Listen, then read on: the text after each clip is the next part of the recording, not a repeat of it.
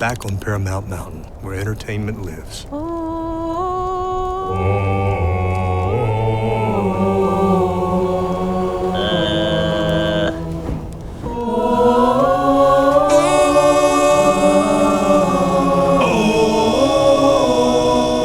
What is this?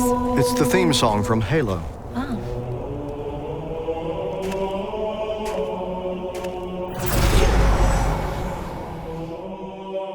It's one of the best times of the year with the NFL playoffs in full force. To make it even better, our good friends at DraftKings Sportsbook are back with a can't-miss offer. In honor of Super Bowl 56, new customers can get 56-1 odds on any team to win their game. All you got to do is bet $5 and win $280 in free bets if your pick is correct. Shout out to DraftKings for always showing love. To take advantage of this offer, place a $5 bet and you'll win $280 in free bets if your pick is correct. It's not just Sportsbook where you can find great offers. Everyone can play for huge cash prizes with DraftKings Daily Fantasy Football Contest. If you're a new customer, you have a free shot at millions of dollars in prizes with your first deposit. Download the DraftKings Sportsbook app now. Use the promo code SMOKE and get 56-1 odds on any NFL team. Bet just $5 to win $280 in free bets if your team wins. That's promo code SMOKE at DraftKings Sportsbook, an original sports betting partner of the NFL.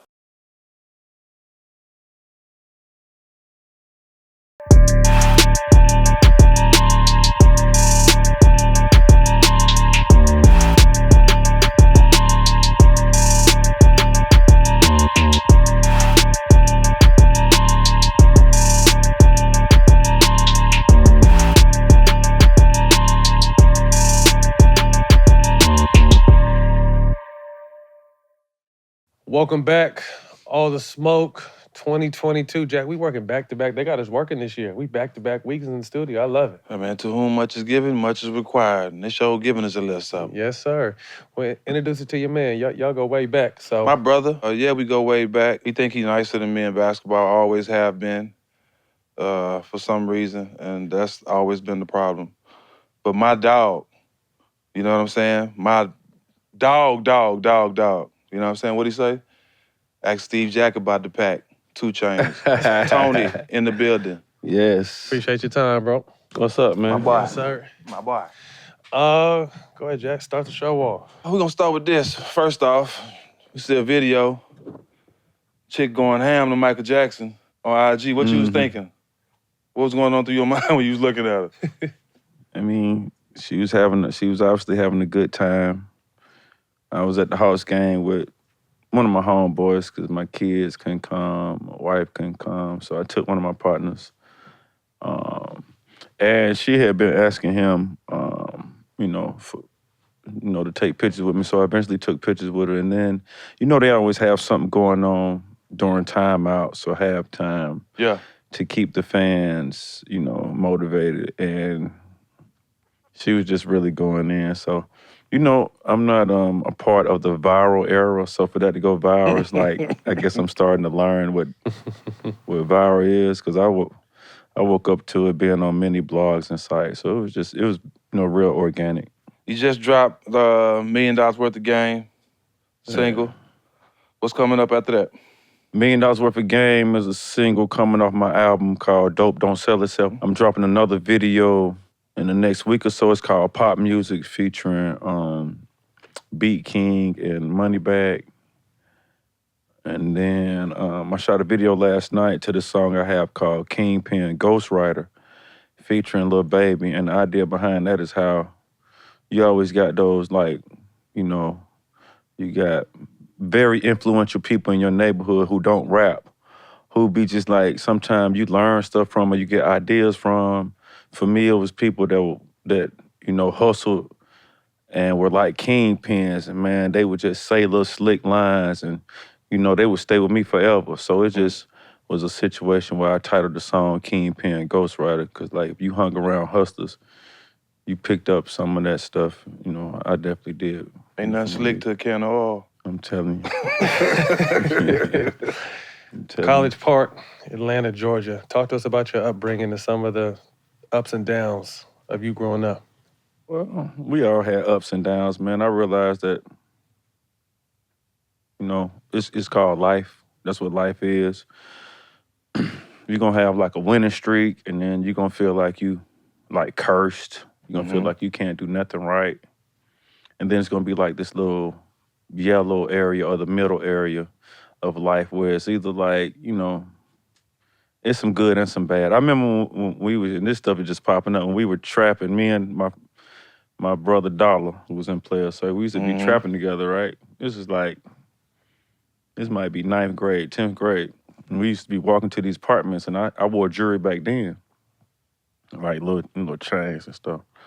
And Dollar used to be saying, bro, you gonna get us in trouble, you gonna get us busted, you keep wearing these chains to these people's houses. Like, he used to saying, get on me, about being that type of hustler. And then, over time, I grew and started moving a little bit differently. But, for the most part, man, I had real patterns in my life where I just it felt like I couldn't do nothing right.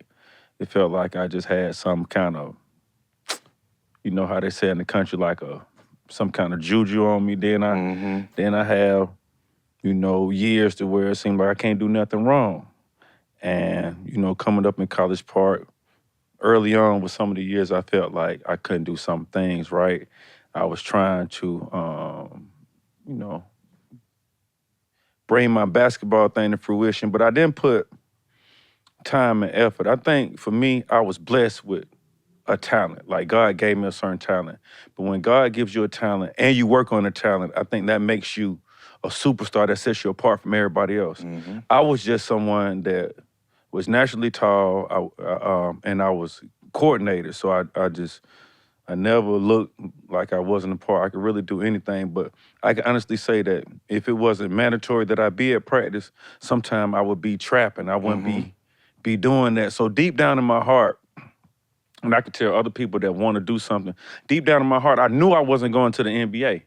I just didn't know any other answer to say when a teacher asked me what I wanted to be to grow up, because I knew I wasn't going to never drive, like get in traffic and go to work at 8 or 9 in the morning and come home and be a 9 to 5. Like, I knew that wasn't, in my cars. I knew I wasn't going to never get a job.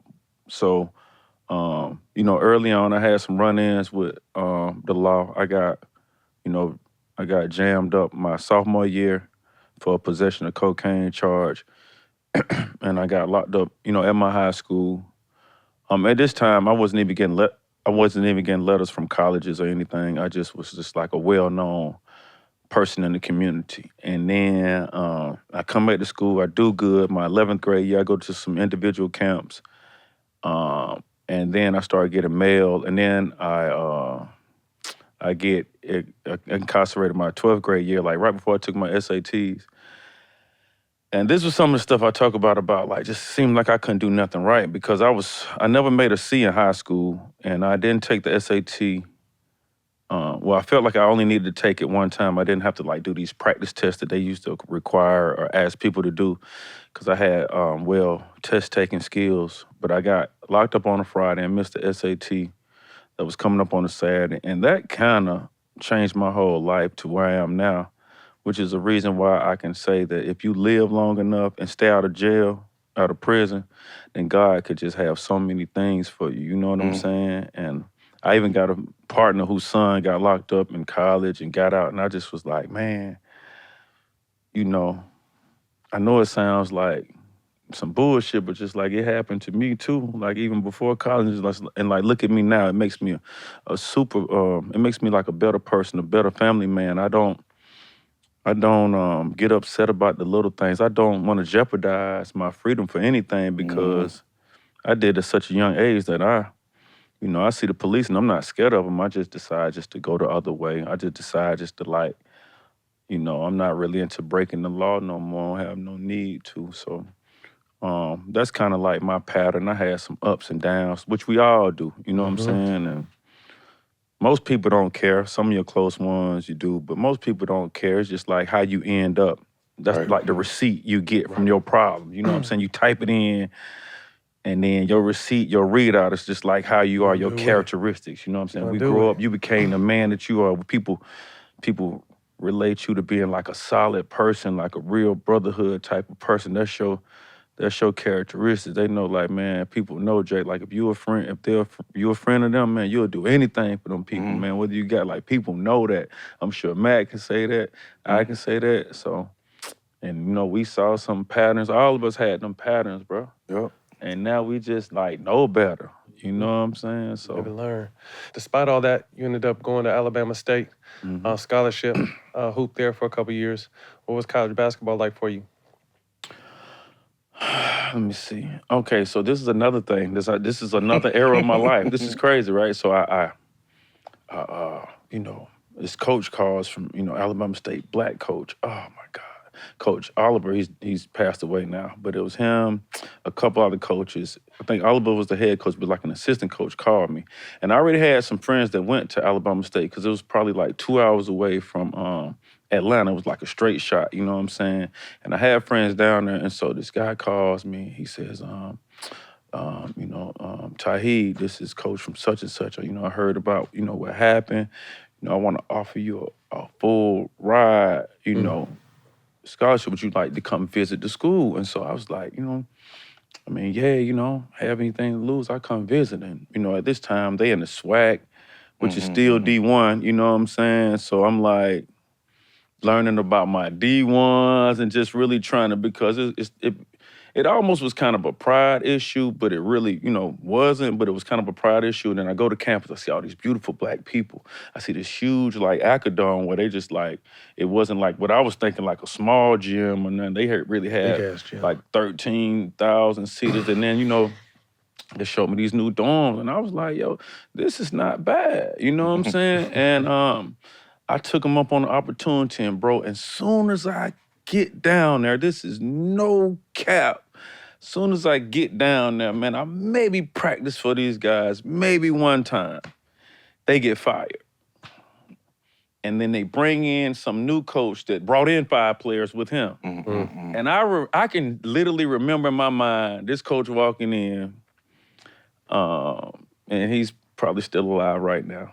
And I remember him walking in with like 5 players, a couple of which I'm still cool with. And I remember just my demeanor. I just remember me not even feeling the same about basketball no more. You know, because even at this time, I knew that if a guy brought somebody with him, he was... Yeah, locked in. Yeah, then was like like he walked in, it was like other people with him. I'm like, these not coaches.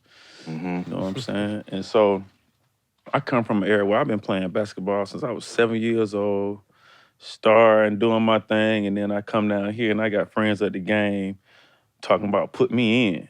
And I'm just not even feeling that because I'm nice. Yeah, I'm on the second team in practice and I'm doing stuff.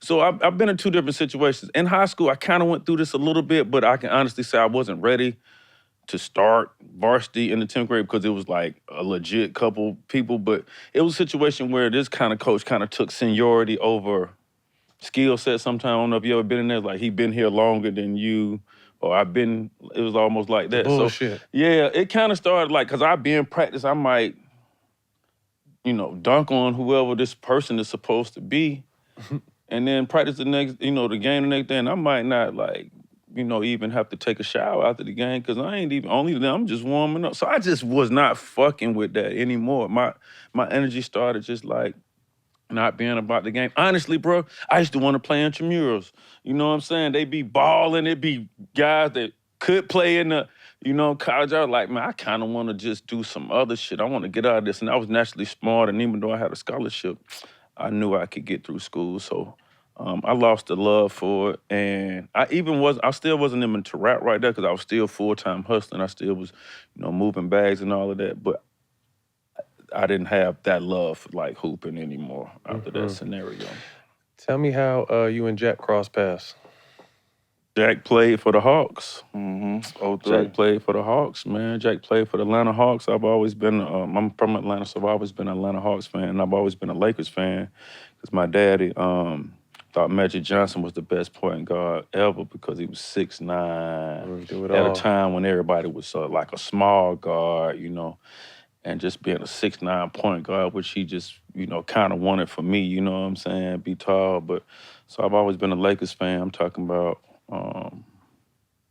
you know, the Van Exel. I can go for number 4, Kobe. I don't want people to think it's because LeBron is my friend that I'm a Lakers fan. I can go back. Eddie, I can go back. I remember when Kobe missed 2 or 3 threes in a row.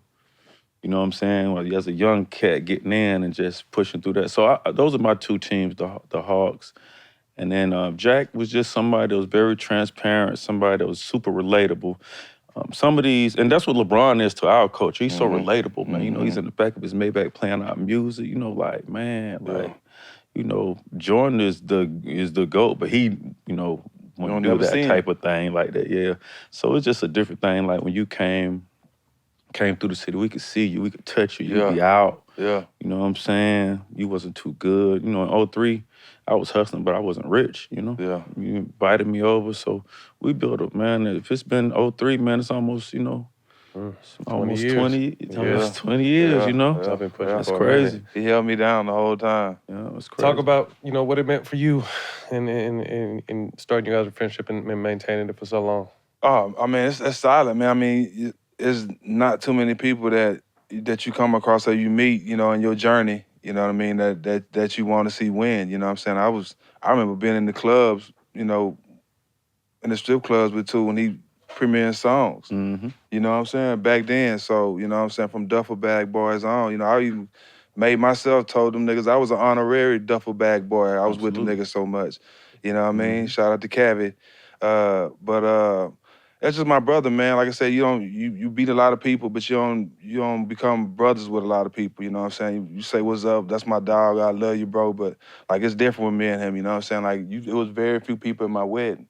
You know what I'm saying? He took the time out of his busy schedule to come to my wedding, so that tells you the relationship between me and him.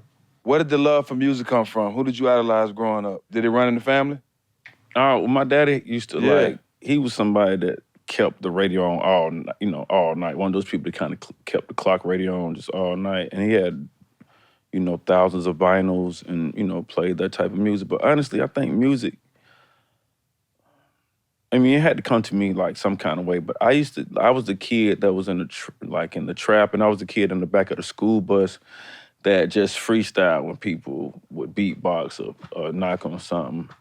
When I was in this little car wash, I used to be trapping, and these older guys, they used to come up and they were like really trying to like joke me a little bit. They'd be like, yo 6ix9ine, yo get yo come over here and, you know, bust some freestyles, like, you know what I'm saying? And like, you know, I just fuck around. And one of the guys said, man, you need to come to the studio one day, man. You need to record, you know, some of this stuff. And, you know, man, I can honestly say this was the very late 90s, early 2000s, and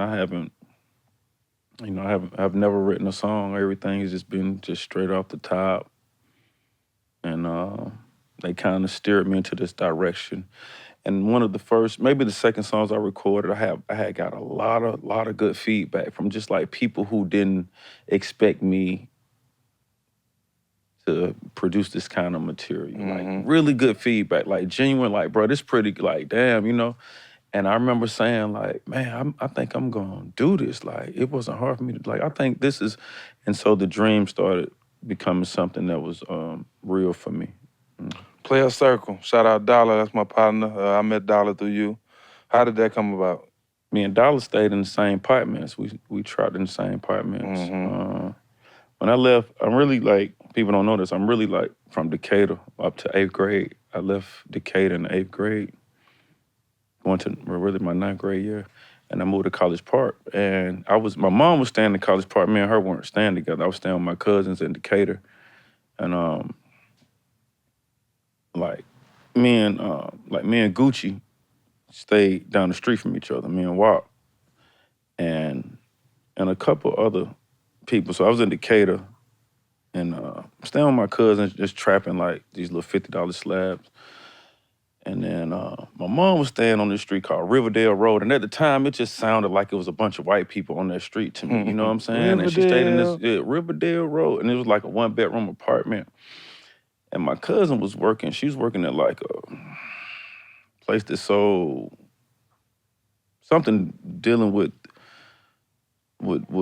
electronics or something. She would be gone all the time. So I'll be in the house, you know, trapping, you know what I'm saying? You know, fucking, just doing everything I wanted to do. And then eventually, my time there had kind of expired, so I had to go live with my mom. And when I went to stay with my mom, I met, Goat, I met Dollar, I met Hard. I started just meeting everybody, and I started realizing, like, yo, these some cool niggas on the South Side. I'm like, they just like what we on, and they do the same thing we do, and we just became super close. We all know each other's, family, and that relationship has now been, probably 30 years for us. But me and Dollar have been friends since the day we met, and we've done everything from A to Z. Shout out Go too, that's my dog.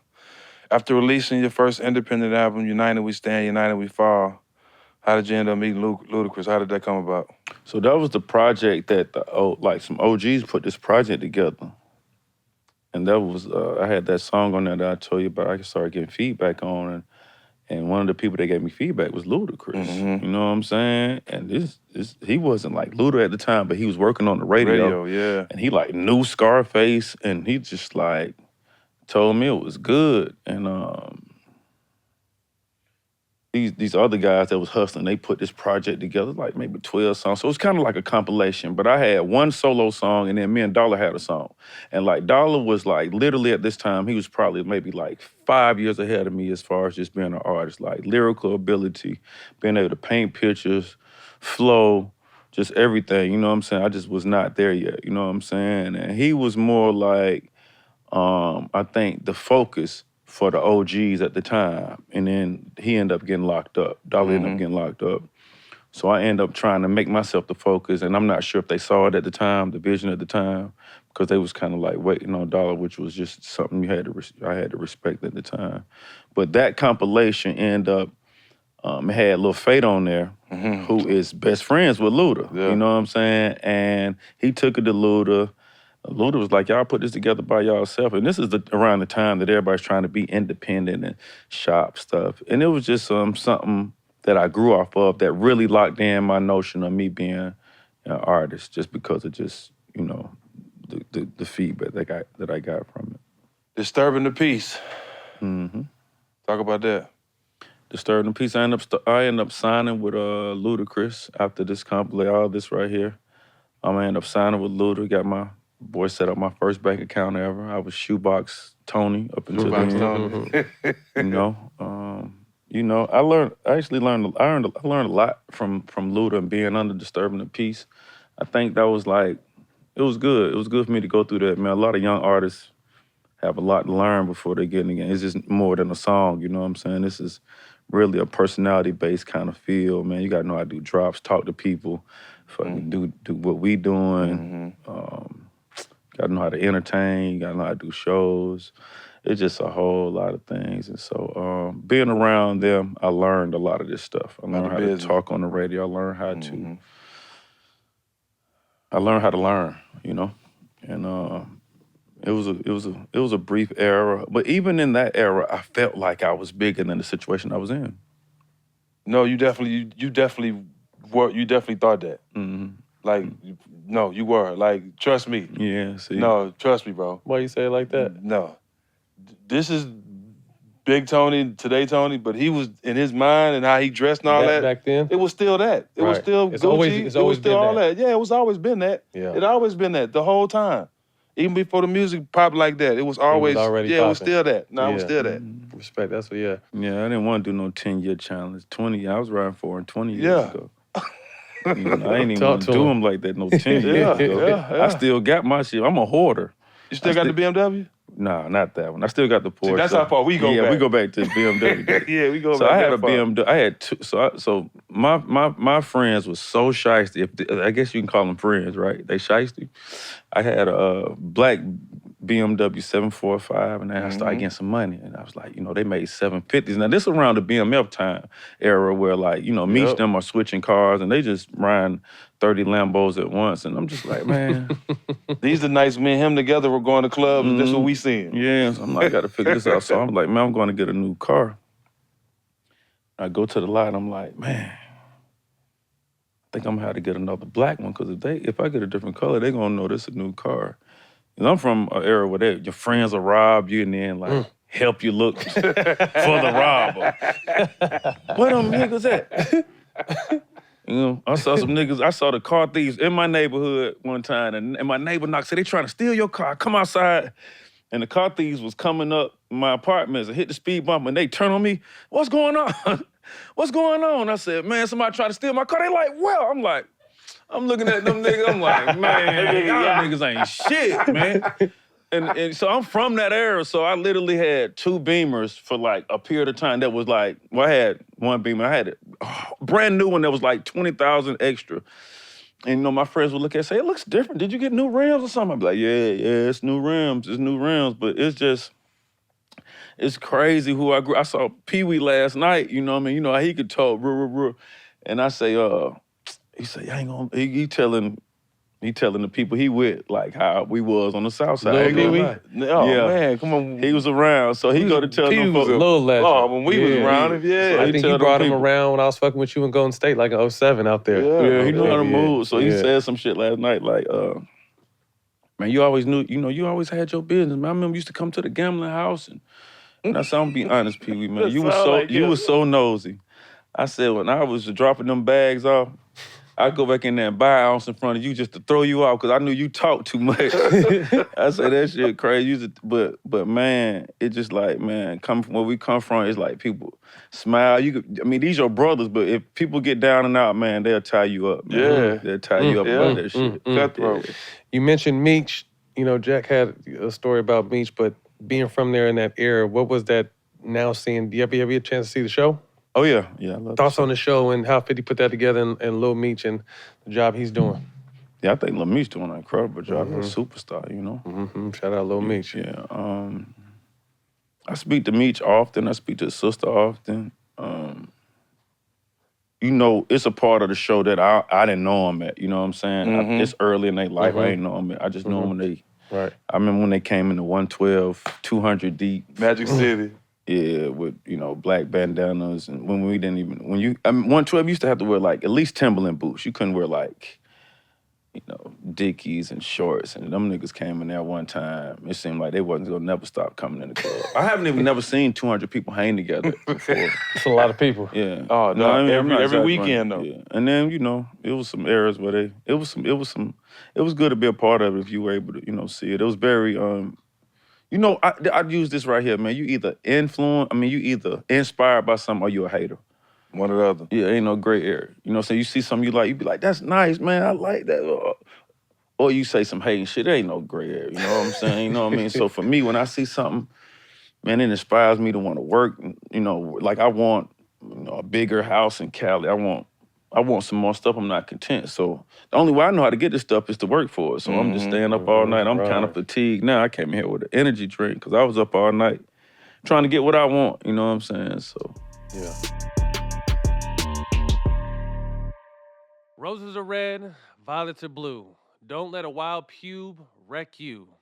Valentine's Day is just around the corner, and our sponsors over at Manscaped are here for you with the best tools to get your balls ready for the special occasion. The holidays went by so quickly. Did you remember to take care of your package with the best tools for the job? The Performance Package 4.0 from Manscaped is just the thing that every guy needs in their life to make each and every day a little more special. The #1 product in this package is the Lawnmower 4.0. This electric trimmer is designed to trim the hair on loose skin. And get this, the trimmer's advanced skin-safe technology reduces cuts and nicks on your delicate balls. It even has a 4K LED light so you can shave anywhere your heart desires. Clean balls are so important for Valentine's Day, they should make February 13th a national holiday as National Shave Your Balls Day. I think this one holiday that men and women can get behind. The package also includes the Weed Whacker nose and ear hair trimmers to whack all the worst of your weeds. Other products inside are the liquid formulations like the Crop Preserver Ball Deodorant and the Crop Reviver Ball Toner. The formulations will also have your balls smelling like a king on a big day. Also, don't forget to smell good not only around your balls, but all over. Made with their signature scent, the Manscaped Refined Cologne will complement your collection with smell perfection. Manscaped created their products just for a night like this. It'll make your Valentine's date say, wow, great set of balls on you. Go to manscaped.com/allthesmoke for our exclusive offer of 20% off plus free shipping. Again, 20% off and free shipping at manscaped.com/allthesmoke. Join Cupid and shoot your arrow with Manscaped this Valentine's Day.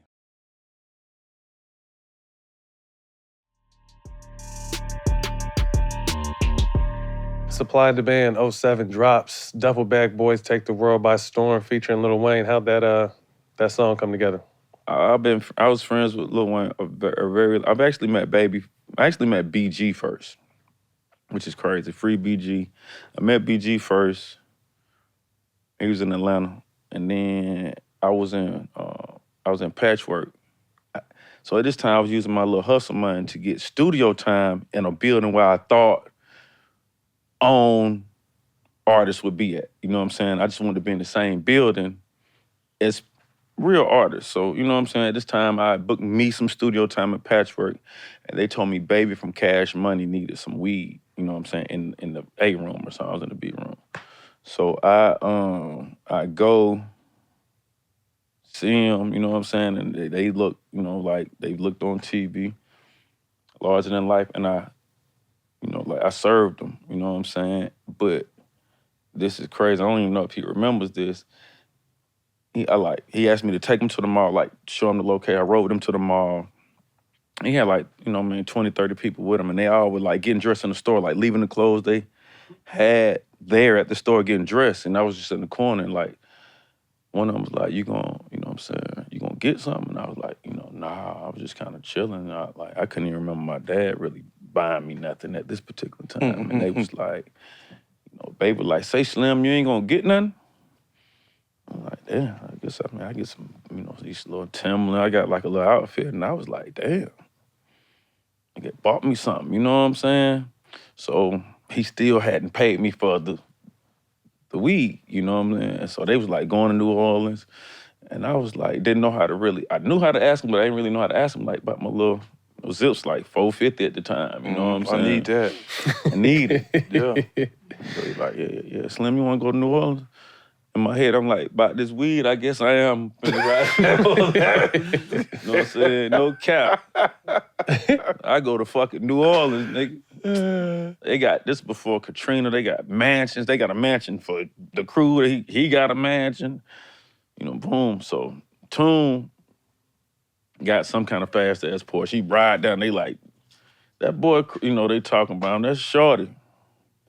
So he ended up coming to the mansion, and we built a rapport off of that, you know what I'm saying? Because he was like the only Cash Money artist left. Everybody else was gone. And they was trying to revamp and do something else. And, after he figured out, I got good weed. I'm down here, me and him just built off that. And he threw my name in a song, like, so long ago. I was like, sitting in Atlanta and heard my name in a song. I was like, man, this nigga cool as hell. You know what I'm saying? And ever since then, we just, he just really been there for each other, you know what I'm saying? Y'all very similar, too. Mm. Y'all very similar. He's a little bit more different, but No, I mean, he Wayne, but, I mean, after going everything you've been through, the grind you've been through, what was it like really starting to hear your shit on the radio all the time? Did you feel like you had made it at that point?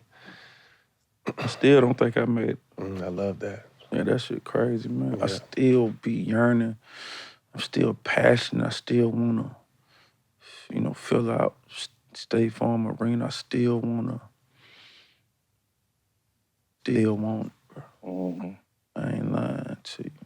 And I'm in a position to do other things, man. I be talking to people, they be talking about they done made some 36 million a year. They ain't got nothing to do with music. And I be like, well, damn, Chip, maybe you just need to get up and put a suit on in the morning, but I still love this right here. Mm-hmm. I do. But I'm in a position, I'm in a circle now with, man, all type of investors, investments, you know what I'm saying? And it looked like it would shy me away from that. But, man, I truly love what I do. Did you ever get your money from him? For that zip? Yeah, I did. He like, damn, Slim. I asked him about it. He like, damn, I can tell you how long ago it was, bro. Y'all remember when they had this is the funniest shit in the world. You remember the Cadillac, what is it, EXT or something? Mm-hmm. He had got the one painted red, and it had got like ostrich seats or something in it, right? And so he came in, that motherfucker, say, Slim, go check out the swine. He's talking about swine on my seats, all this. I'm like, damn, this nice. where is my... But I end up getting it, and you know, he ended up being like a slicker mentor for some time, man. Baby got plenty of wisdom, you know, and I'm just, you know, everything just happened for a reason. But there's some stuff I can look back on and just tell. I could tell somebody, man, you ain't been through it for real. You ain't did this. You ain't had to go through this. You know what I'm saying? Changing your name to 2 Chainz. How that came about? I don't know. I remember I was doing a mixtape with Bigger Rankin, and I was, you know, saying 2 Chainz all in my song. Man, this is just really something that God really totally took control of. Because, you know, during my, and that's why I looked at Disturbing the Peace era as like a little trial period, because when you know, Titty Boy was a name from the streets. Tit, my mom didn't call me that. So when it was time to rap, I couldn't think of like MC, fucking whatever the fuck everybody was. I couldn't even think of that. I just was like Tit. But I'm not realizing when I go tell people my name is Tit or Titty Boy, they like, oh, you know, they just like a book cover that they just not fucking with. They just not even trying to open the book. The outside of it's so fucked up, you know what I'm saying? And I mean, you know, the 2 Chainz, man. I literally got a picture in 8th grade with me wearing 2 necklaces on. Like, it's not Photoshop. I literally have been this kid that used to hustle and go to the flea market and buy jewelry. My uncle, rest in peace, who just died last year, man, he thought he was damn near Mr. T. That's how many gold chains and diamonds he used to wear, you know what I'm saying, nugget rings. And I just have been intrigued by jewelry since I could think of it. And I don't know where the 2 Chainz came from. I don't know what dad happened. I don't know anything. But when it happened, man, my life changed. That's Life crazy. changed. You released a mixtape titled TRU, True Religion, which became your first mixtape to appear high on the music charts. What was your decision to release that rather than a studio album, the mixtape instead of a regular album? Well, at this time, I was going solo. I was still trying to create a buzz in the streets, you know what I'm saying? That was the way at the time? Yeah, that was the way. That was the move. You know, hot mixtapes, it was my Gangsta Grills, too. I hadn't done the Gangsta Grills.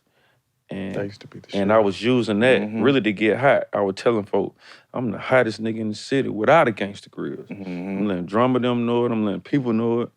You know what I'm saying? Just like now, I feel like I've done a lot of things in the industry without some of the cheat sheets that have been used in the industry. Now, I have used some cheat sheets, obviously. Like, I feel like if anybody do a song with Drake, it's gonna help your career. Kanye is gonna help your career. So a couple people. But it's a couple, man, you know, industry cheat sheets that I ain't had a chance to use, just got through it. But True Religion, that was just the thing to do at the time. I was hot. Still got a relationship with him? Yeah, absolutely. And I end up doing, you know, at this time, it created so much leverage when I went into these offices, when I went into these labels. I didn't have to do a 360 deal. I didn't have to, you know, I damn near had a Ricky Williams football contract. Every touchdown, I was getting a bonus. You know what I'm saying? I just set up my own contract due to the leverage from the True Religion mixtape. Talk to us about True Lie with Drake. You said he was one of the cheat sheets. No lie. No lie. Oh, excuse me, yes, I meant No Lie. Yeah. And how big that was. And was life different after that? Yeah, my life was. Yeah, my life was. So I met Drake on tour with Wayne like maybe 08, like before, you know, before a lot of us, you know, knew who he was or whatever. So I met him then, and we you know, had been cool. And I remember seeing him at the All-Star game maybe around, I don't know, 2012, some shit like this. And I had a studio bus, and I told him I had something for him, and I sent it to him, which I didn't though. And he was like, sent to him, like, damn, okay.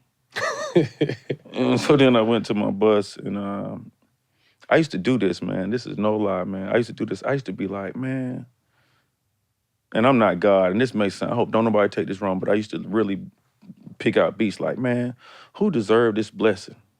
You know what I'm saying? I swear I used to be like that. And at the time, it was Mike Will, man. His work ethic was like through the roof. And I pulled up this Mike Will beat, and it had like a little part of the beat where I was like, man, I just feel like Dre'll he'll have a melody right here, and it just like, man, so I did a verse and I sent it to him. And, you know, the rest is just, you know, history. The rest is history. And that was my first plaque, and it was Mike Will's first plaque of many since come. then, you know. Open the door. Yeah. So, 2017, you received your first Grammy for Best Rap Performance on a Chainz song, No Problem, featuring Wayne. After being nominated a handful of times, what was it like to get your first one? Didn't y'all perform that on Ellen too? yeah, it was a blessing, man. I always wanted a Grammy. I know people don't really care about I do. I mean, I was come from where I come from. I ain't never think I was gonna get one. And you know what? I still want one on my own, you know? Like one of my records. It can have people on it, but you know, this was a Chainz record.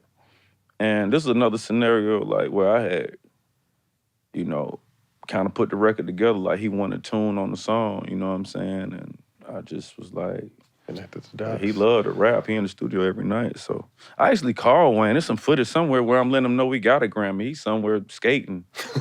I'm at the woods, happy as hell. He like, what's going on? I'm like, we won. He don't even know he on a ramp somewhere. But You talking about he Ashes Blunt in this Grammy award. yeah, different. But yeah, man, it felt good. It feels good to do that.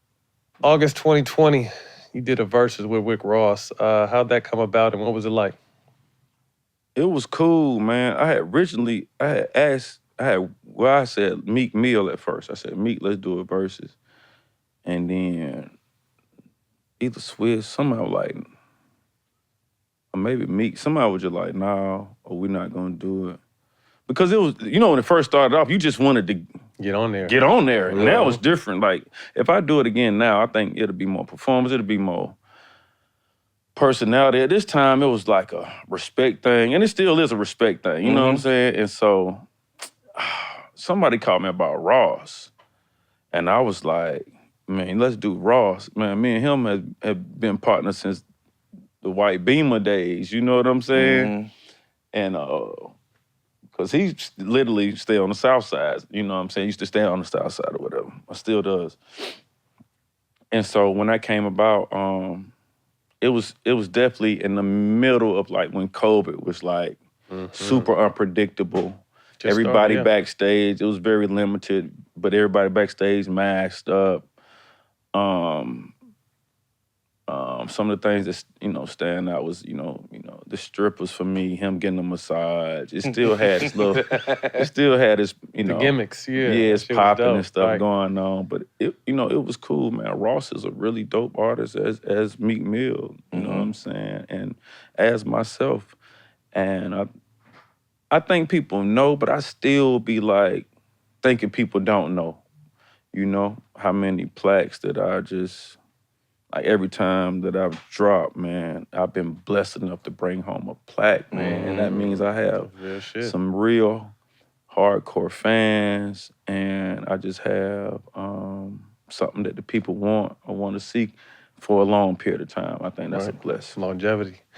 Jay-Z mentioned about a month ago that he didn't feel like anyone could stand on the stage with him. Started a lot of buzz. Who's three people you feel like would be a good battle for Jay? Jay is definitely one of a kind. You know, he got the charisma, stage presence, he got the songs.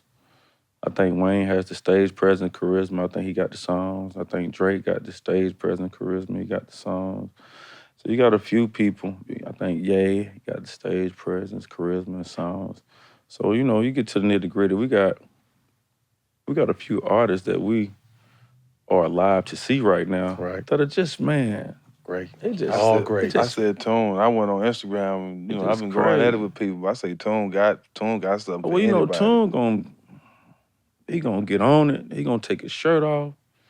He gonna start looking like he was you know, it's gonna be different. You know, but Hov is super charismatic too.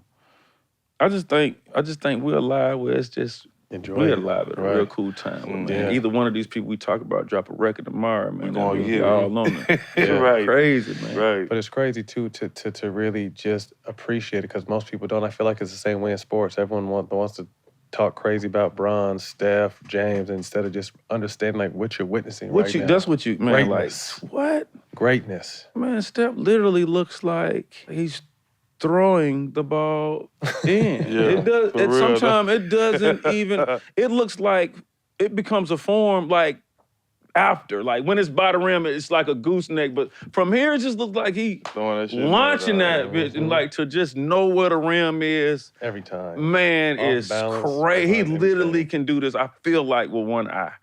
I feel like that motherfucker can shoot with one eye, man. He know where that motherfucker is. He said he got LASIK too. Now he can see the rim better. I think. Oh, he got LASIK? last year, I think, or the year For before. real? But yeah, Now, that might be crazy. right? If he was blind this whole time, that's crazy. right, just to know where that shit is at. Yeah. Hit after hit, you said you've been blessed to continue to bring home plaques. To this day, can you pick a favorite or the most special for you? Yeah, absolutely. I'm different. And the reason I'm different is because when you do a song, it has 100%, publishing, whatever you want to say, right? The producer gets 50% for making the beat, like, and if it's no samples or anything like that, they get 50%. The other 50 is the artist or whoever's on the song. That was just me. It wasn't nobody on the hook. Oh, so you ain't. Didn't nobody give me a line. Didn't nobody say, you ought to talk about being up different. I know where I was when it went platinum. I was in London. And at this time, I was on, I did No Lie, that was platinum. I did Mercy, that was platinum. It was like I couldn't miss. But deep down in my soul, when I looked in the mirror, I said, boy, you ain't did this by yourself. You know what I'm saying? I wasn't trying to act like my shit didn't stink. You know what I mean? Nigga do something with one of these cheat sheets and act like they shit don't stink. Like, you know what I'm saying? So I do know I'm different. It's just me. And it's just me. And it's just my idea. And over 1 million people liked it. Yeah. Over 1 million, over 3 million people liked this idea that I thought of. And counting. You know what I'm saying? Drake did the hook on No Lie. I didn't. Right. So let me just be real. I have a few more records that solo, but that first solo record, I felt like I got jumped in the game to say. Hell yeah. You've been blessed to work with a lot of different people. Are there a few people still you haven't got a chance to work with that you'd like to? Yeah, it's cool. Yeah, man. Anybody you want to name? No, okay. man, I'm you through don't, with you don't want that. to put that out there? I'm through with that. I can dig it. I'm through with that. All right, well, up to this point, who you feel like in your opinion, your funnest collab was with? A fun collab. Let me see. Holly Grove 1 and 2. Yeah, anything I do with Wayne is fun, especially the new. We're working on Collie Grove 2 now, and it'll be out, I want to say in April, but man, it was really fun because we were in the room a lot of times during this, and it wasn't just email and what you think. We were Back actually in the day, room together. watching ESPN or a UFC fight for hours and then like recording or going to live. The process of it. Yeah, man. This album is super fun. I love working with Tune. I love working with Ye because whatever you left it as, it's not gonna sound like that at the end. So it's like, just like Wait, wanting to see. know what bruh finna do. Yeah, You know, them boys called me one day and said like, Mercy coming out tomorrow is gonna be a single. And I had done like, when I first like started working with Ye them, it's like they booked the whole hotel out and the whole top floor was studios. And the studio was right across from my room. And everybody was in there, like Tiana, Sci-Hi, like all the artists, you know what I'm saying? And Ye's not there. So it's like he's almost like trying to give me like a little test. So he has some tracks pulled up that he wants me to do. You know what I'm saying? So I go through one track. I go outside on the balcony and smoke. And Che called him like, yeah, he done. I hear him saying, I'm like, what you mean? I'm like, no, he done. Because like Ye them will work on songs for like a year. Like not, you know what I'm saying? Like he done. They be like, he done? Pull up this one. Knock that bitch out. Man, bro, done with that motherfucker. Yeah, man, okay. Pull up this one. So like 4 records later, I hear him saying, nah, bro, they get to ask me, you must have had all these verses wrote down already. I said, no. I'm just doing them in your, you know what I'm saying? I don't care who in the room. Right now, I do a whole song in front of all these people. You know what I'm saying? And I did it. They called me and said, that song you did, Mercy. I'm like, Mercy? Which one was that? They're like, it's gonna be a single. I said, when I did it didn't sound like it could be no single. I said, did Ye get on there? Like, Ye got on it. So they played it for me over the phone.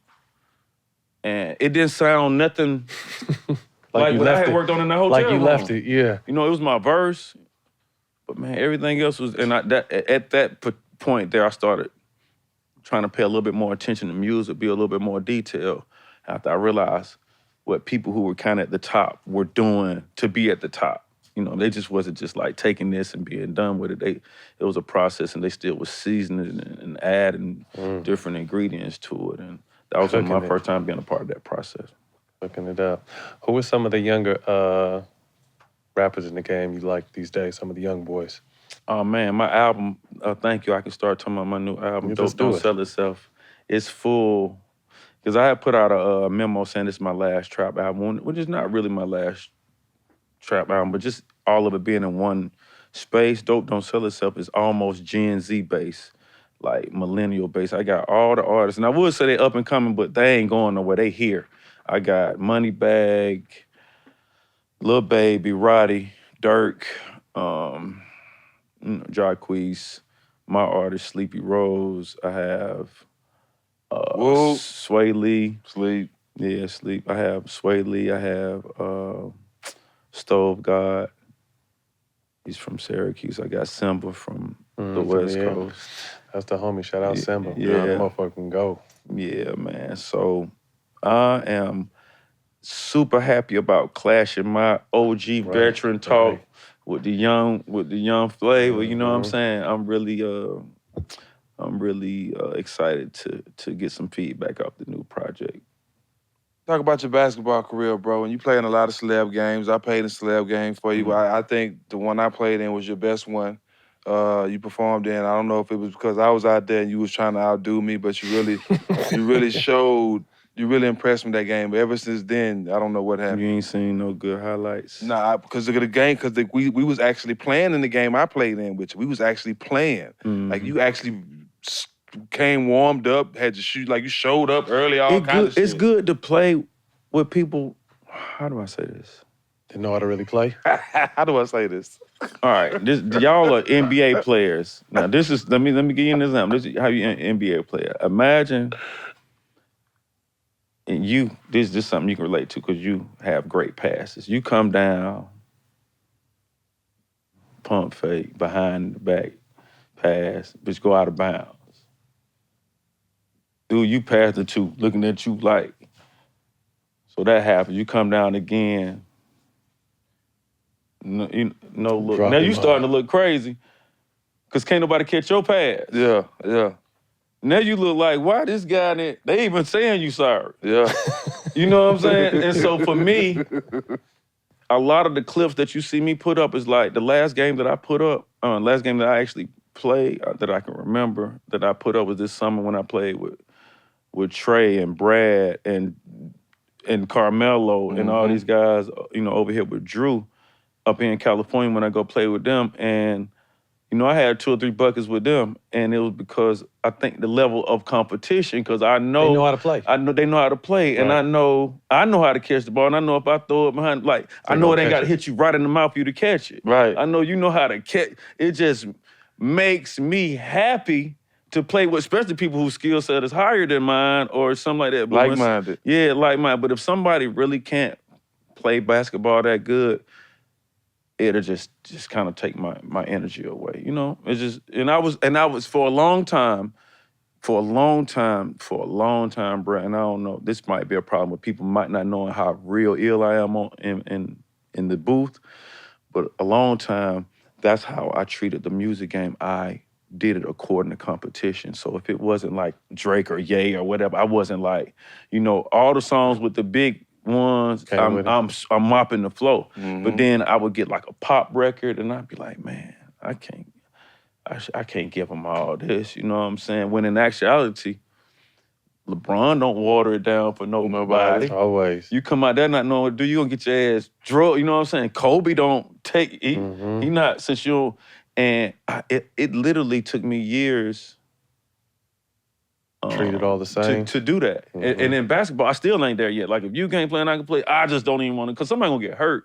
It's just something ain't gonna be right. I'm just not into it like that. But in music, if you ain't all the way there, I don't care. It's exposure time. I'm exposing you. But once upon a time, I could get a record from an artist who ain't seen, maybe it's somebody that ain't got all the bars, and I kind of would play around, tiptoe with it, you know what I'm saying? But then have a record with, you know, God knows who, and really show up and show out. But now I'm at the point of my career in the last couple of years where No matter what. it has to be high level. A game, no matter what. We was letting him run point. He ran point that day too, so he really thought he was Magic Johnson. He was looking that day. good out there? You should have Come seen on, him, man. bro. You don't want to talk about the Behind his dimes I back, between gave his you. legs, all kind of. He thought he. The first thing he came in, challenged us to a shootout outside. The first thing he did when he came here. Yeah, Who the best celeb you played against in the game?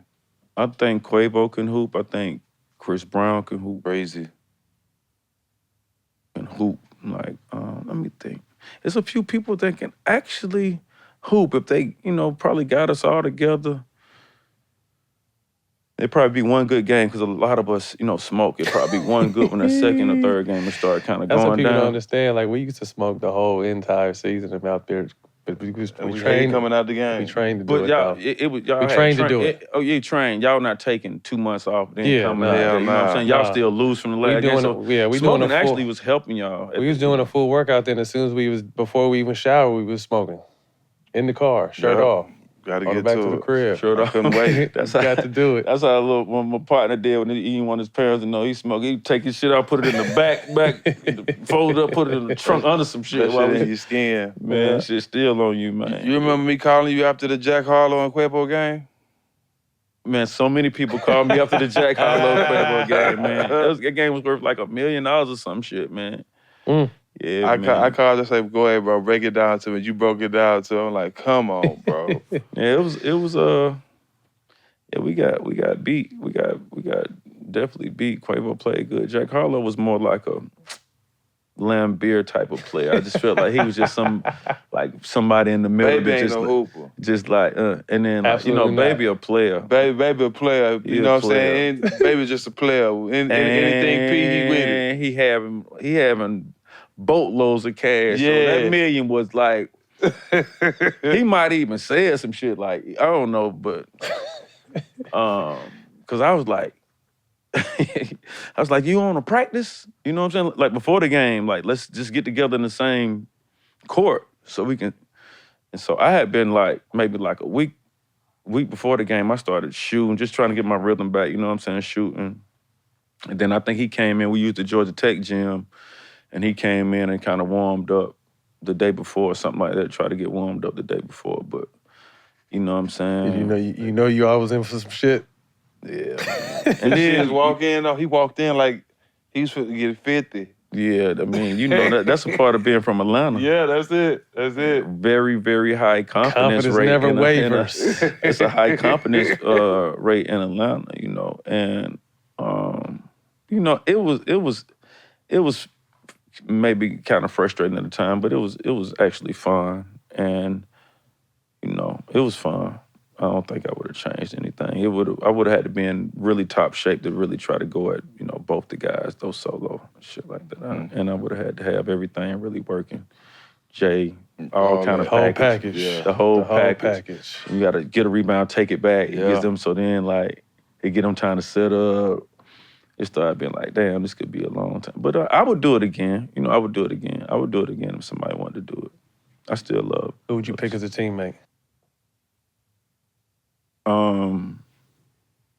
Probably Quavo. I hoop with him more than I hoop with. Nah, you can't pick Quavo. Because Okay. I got to go against him and Harlow again. Oh, You right, he on Harlow team. So if Yeah. I had to go, who else? CB? It's probably CB. Got to guess. go CB. CB, y'all go CB. I Y'all played winning in that. I played in the Luda He can game play. with CB. Man, I He played in can the play. Luda game with CB, and there's nothing but NBA cats in there. And CB out there going to work. Mm-hmm. No, he can hoop. He got a handle too.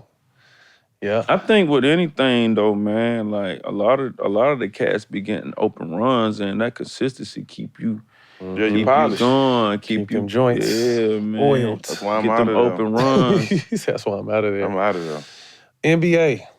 We always catch you courtside at the Atlanta Hawks game. Trae Young is kind of giving you guys, the organization, some new life. What's it like? You guys, you, Quavo, a lot of rappers go out there, Gooch, all out there supporting the Atlanta Hawks. Last year made a nice run to the Eastern Conference Finals. Trying to find themselves this year, but talk to us about the Hawks. I mean, we want them to have a good team, man. You know, you got so many people from Atlanta. We want to support that. We want them to We want them to be good. You know, Trae Young is definitely giving us a lot of life, a lot of energy. I know people didn't know about the trade at first with Luka or whatever, you know. Worked out. It worked out. I think it worked out for Both everyone. ways, right? It worked out, but Trey is doing an excellent job in Atlanta, man. He fits in perfect. He's not outside.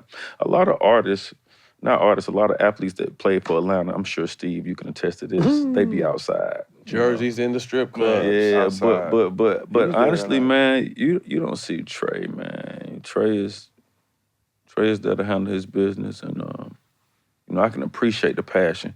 You know what I'm saying? Like knowing behind scenes, like he's passionate about this. Who are some of the other young players you like to watch outside of Trey? For the Hawks, period. Period. Basketball. The younger cast. I like Garland now. It's tough. I like when you talk about younger cast. I like Morant. my boy from Golden State. Poole. Jordan. He can hoop. John Poole. Like you, Jordan. McGee. I got a couple more that I like them. And so, you know, I got something to do with the G League. So a lot of these guys that came through the G League, I like what Gary Payton Jr. is doing. Or you like the grind. Yeah, talk to him too about that. You a partial owner? Yeah, of the College Park Skyhawks. So they like a byproduct of the Atlanta Hawks. You know what I'm saying? Kind of like a The minor league system. team. Yeah, for people that don't know. Yeah. G League. And this year, man, what I had, due to COVID, man, maybe 3 or 4 guys move up and get to play for the Hawks, That's bro. Dope. That's dope. Bro, I remember, you know what I'm saying? We talking, we got a new coach and everything. We talking before the season.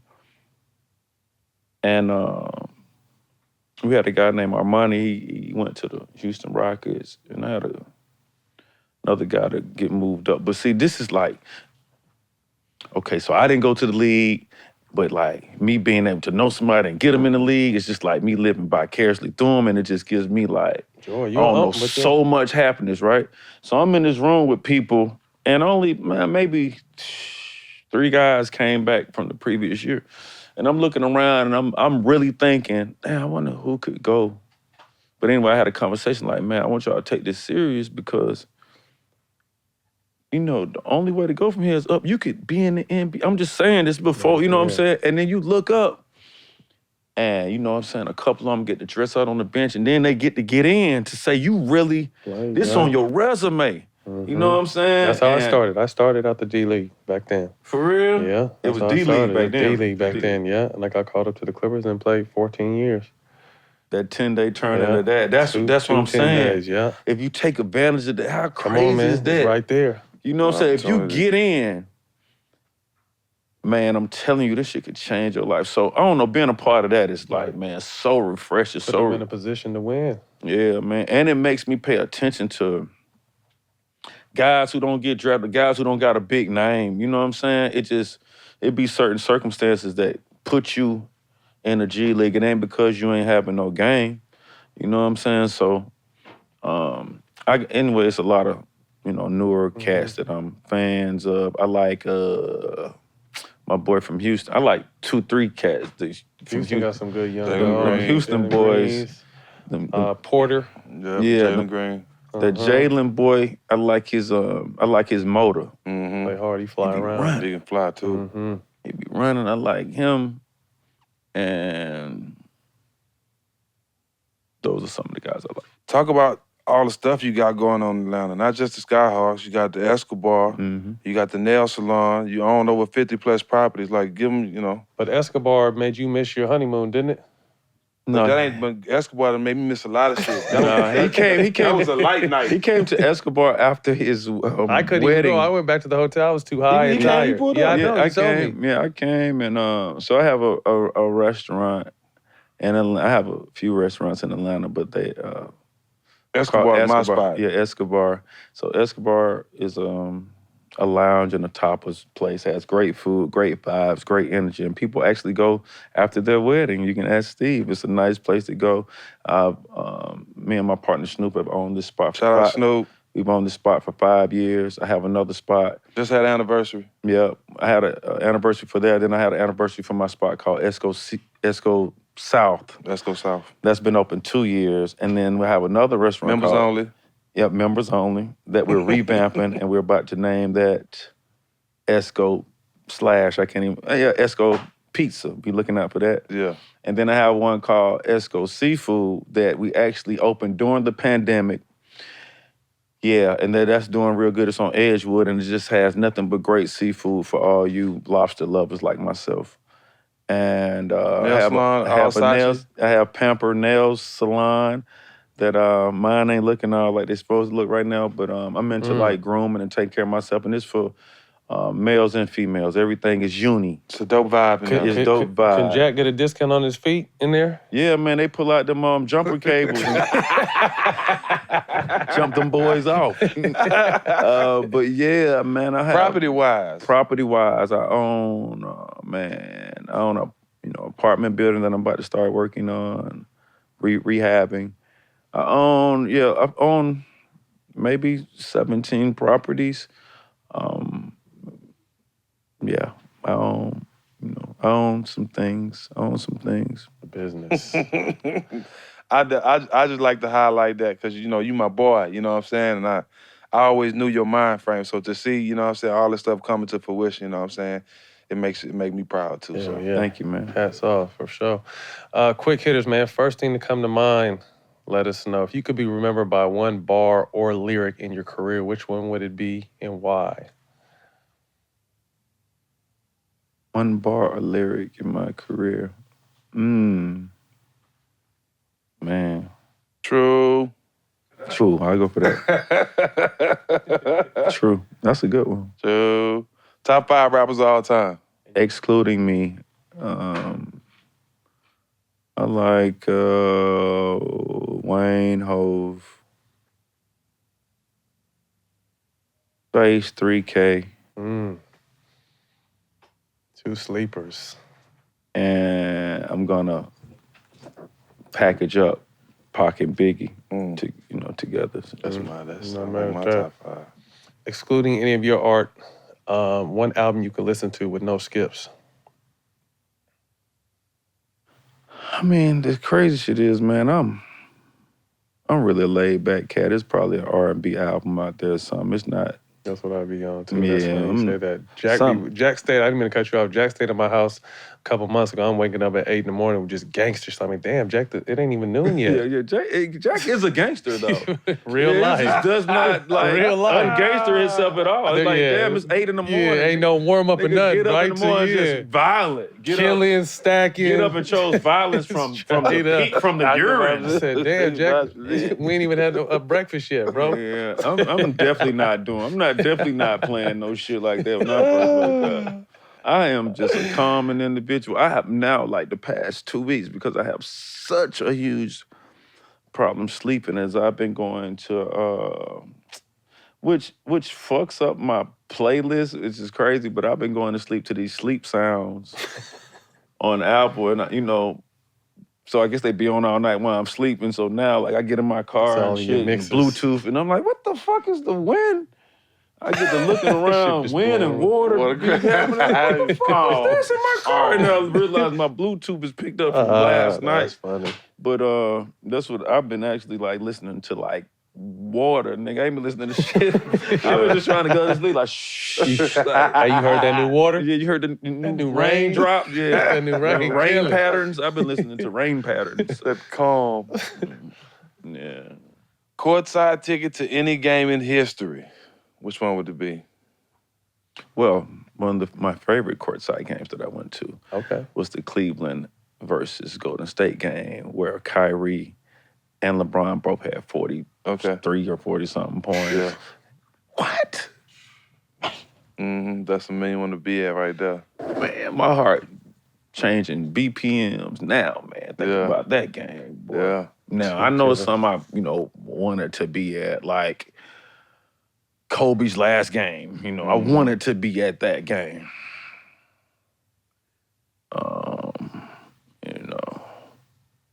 Stuff like that. And then, like coming up, I'm old enough to like know when Jordan played, but like my family and my dad didn't have, like any resources to take me to go see him in Live. live. But I remember going to being able to, start going to see myself. And I remember seeing AI play live and just how quick he looked in real life to me was like Incredible. something I hadn't seen before. And just like I remember, seeing him live and just but for the most part now I'm in a position to like To see what you want. do what I want to do. Yeah. I would love to go see, because we never answered that question, MJ, when he got 63 in Boston in the playoffs. That was a young year. That's like his second year, Yeah, right? all right, so if it had to be an MJ moment, I just always thought about, like, I watched that game all he the did time. do 63. dog. Oh, what They about? lost, right? Well, yeah, they lost. that game. Bird was on fire. Oh, and they still Mikal, lost? too. Mikal, yeah, they lost. They still lost Yeah, that they game. lost. 5 dinner guests, dead or alive. I would want somebody like Dave Chappelle there so it could be some kind of learning, Lighting fun experience. Perfect person. Somebody that seems like they got it all figured out. I mean, my dinner would definitely be everybody that I feel like have some type of knowledge that I don't have. I couldn't think of them right now, but it'll be maybe Mark Cuban, friend of mine, somebody like that. Like I'm probably put something like that together with a couple of investments and a couple VC people around and some opportunities to invest into somebody. I'm putting them in the room together. Maybe let me name some people in the VC space. Maybe the black billionaire guy, I can't think of his name, but he's into venture VC too. But it'll just be some money people. It'll be some money people that have opportunities, and I would want to rub Pick their elbows with them. brains, yeah. You still doing that His name show? might be Bob, I think. Still doing that show? Robert Smith? Robert Smith, yeah. I would want Robert Smith there. So we got Robert Smith, Mark Cuban, Dave Dave Chappelle. Chappelle. Give me We somebody. got to get a female Give me there. somebody deceased We got to get a that you would female. love to be at that table to get to know. Somebody deceased that we love. That you would love to have at your dinner Nipsey. table. Nipsey Hussle. Rest in peace. Because he followed that whole Business, hustle, grind. the way we thinking at this table. And then we need a female, so it won't just seem like it's male dominant. Yeah. We need a female who just, super on her shit, and I think it'll be a cool dinner. If you could pick one guest to be on All the Smoke, who would it be? But the twist of that question is you got to help us get your answer on our show. Kanye. My bad. I'm gonna say Excuse Kanye. me. I mean, honestly, Kanye would definitely pull up by himself. Bro be outside. Bro be outside, right? Hey, Bro for be real. outside. I'm tired of y'all even trying my bro. It's funny now, man. All y'all, never mind, I'm straight. Nah, for real. Bro be outside. I ain't Bro never be seen outside. Bro be outside more than ever, dog. Bro be Mm-hmm. outside more than ever, dog. I gotta give you that. He is outside. Yeah, man. Making his presence felt too. Yeah, As he man. Putting pressure on them. Applying pressure. Man, he outside. I like the single Kanye. I like this Kanye right This now. energy? Yeah, this He is Kanye active. I fuck with. This is the heartless Kanye. See, Hey. we had a great relationship. We was brothers, but after heartless, I kind of ain't talked to him in a while. But we back cool now. Like we back bars. This This the Ye? heartless Kanye. This Yeah, Ye? that's the Kanye I fuck with. Yeah, man. This dude is crazy. Man, we appreciate your time. Tell the people one more time. What up? It's your player partner checking in. 2 Chainz, Big Tony himself, and I have a new project. My 7th album is called Dope Don't Sell Itself. Great production, great features, a really great time. I appreciate all y'all. I appreciate the support. Tony? Nolan. True. Yeah, shout out there. Shout out to homie Nolan. Wanna We got something for you, bro. We can't leave, without giving you a little something, bro. we got some new merch coming too, so we gonna send New you that. merch coming. But this is Thank you, man. in the meantime, The All the between Smoke, time. we know you're gonna know how to swag it out. He the only person I know might have on the All the Smoke hoodie with Balenciaga and Gucci all the way down. You're gonna make it do what it yeah, does. he gonna make it look how it's supposed to look. Yeah. Yeah. No, I appreciate it. Go gave me a compliment last time I was in the studio with y'all. I said, Go, man, Jack, you come in looking like a young nigga. No, yeah. I appreciate that, Go. Oh, this is good old fabric right here. That's soft. Yeah, you know That's what I'm some saying? soft material out here in L.A. In the studio all night, there you go right there. We got some stuff for you. I appreciate that. No, we appreciate you, man. I gotta Thank you do for your something time. for men's health tomorrow. They want to see me in the gym. I might put the hood on or something. They want to see me do a few pull-ups or something. Y'all can get that at allthesmoke.store, man. There you New go. merch. Talk to him, Go check Jack. us out, man. A whole bunch of new merch. Man, well, that's a wrap. We appreciate your time. Man, best of luck in everything you continue to do. Continue to stay blessed, man. Appreciate Keep you. winning, my brother. Thank you know what it is. Thank you. I You appreciate can find that. this on Showtime Basketball YouTube and the iHeart platform, Black Effects. See y'all next week. Peace.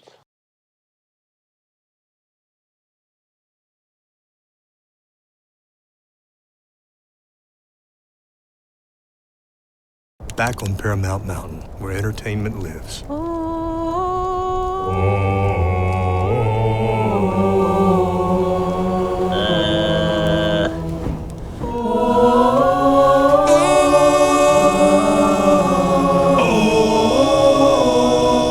What is this? It's the theme song from Halo.